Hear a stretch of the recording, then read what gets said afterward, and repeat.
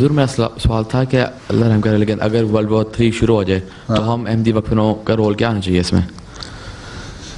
پہلے رول تو یہ ہونا چاہیے دعا کرو سارے ایک نہ ہو،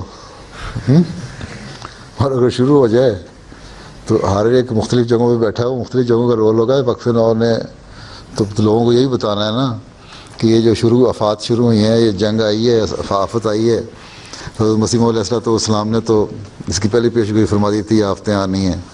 اور یہ اس انکار کی وجہ سے ہو رہا ہے سب کچھ، کہ لوگ اللہ تعالیٰ کو بھول گئے ہیں اور مذہب پہ اعتراض کرنے لگ گئے ہیں.